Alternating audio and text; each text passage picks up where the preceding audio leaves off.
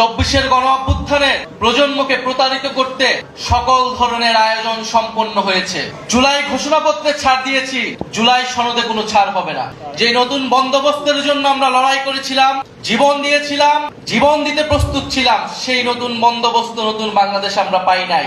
সেই সময় থেকে এখন পর্যন্ত বলে এসেছি, এই জন্য আমাদের জুলাই গণ অভ্যুত্থান সমাপ্ত হয় নাই। আমাদের এই লড়াই, তরুণদের এই লড়াই, এই দায়িত্ব সমাপ্ত হয় নাই। আমরা দেখেছি 71 পরবর্তী বাংলাদেশে কিভাবে লুটপাট হয়েছে, কিভাবে রক্ষী বাহিনী তৈরি করে গণতন্ত্রকে হত্যা করা হয়েছে, লুটপাট করা হয়েছে, বাকশাল কায়েম করা হয়েছিল।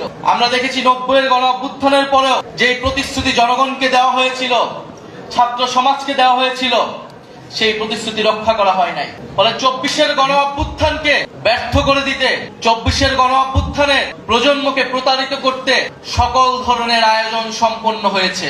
কিন্তু আমরা বলতে চাই, সমীকরণ এখনই শেষ হয়ে যায় নাই। ফলে যারা এখনই সমীকরণ মিলায় ফেলছে, তারা ভুল পথে হাঁটছে।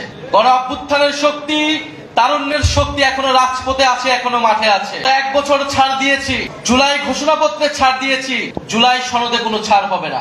1% ছাড়ও জুলাই সনদে দেওয়া হবে না। যেই মৌলিক সংস্কারের রূপরেখা জনগণের পক্ষ থেকে ঘোষণা করা হয়েছে, যেই মৌলিক সংস্কার, যেই নতুন বন্দোবস্তের কথা আমরা বলেছি, যেখানে গণতন্ত্র নিশ্চিত হবে, স্বৈরাচার আর ফিরে আসতে পারবে না, রাষ্ট্র কাঠামোকে গণতান্ত্রিক হিসেবে গড়ে তুলবো, সেই জুলাই সনদে আমরা 1 বিন্দু পরিমাণ ছাড় দিব না।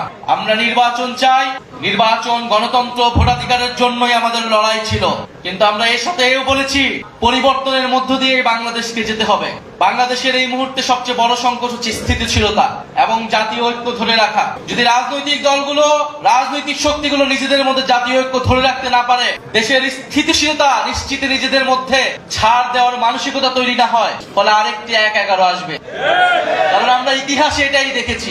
আমরা মনে করি রাজনৈতিক সমস্যার সমাধান রাজনৈতিক দলগুলোকেই বসে করতে হবে এবং সেই সংস্কৃতি বাংলাদেশে কায়েম করতে হবে। যদি রাজনৈতিক দলগুলো ব্যর্থ হয়, লাভবান হবে ডিজিএফআই, লাভবান হবে অরাজনৈতিক শক্তি, লাভবান হবে বিভিন্ন বৈদেশিক শক্তি।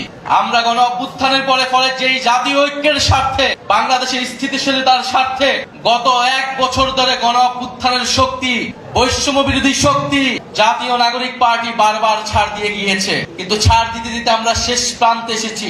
আমরা এবার ছাড় দিব না।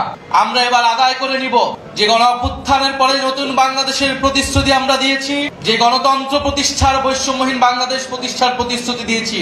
অন্তর্বর্তী সরকার যেই প্রতিশ্রুতি দিয়ে, যে শহীদের রক্তের উপর দিয়ে প্রতিষ্ঠিত হয়েছে, সেই প্রতিশ্রুতি আদায় না করে এই সরকার যেতে পারবে না। সেই প্রতিশ্রুতি বাস্তবায়ন না হওয়া পর্যন্ত কোন রাজনৈতিক দল ক্ষমতায় আসতে পারবে না। ফলে আমরা এখনো বলবো, আসুন জাতীয় ঐক্যের স্বার্থে, স্থিতিশীলতার স্বার্থে আমরা সেই প্রতিশ্রুতিগুলো একে একে পূরণ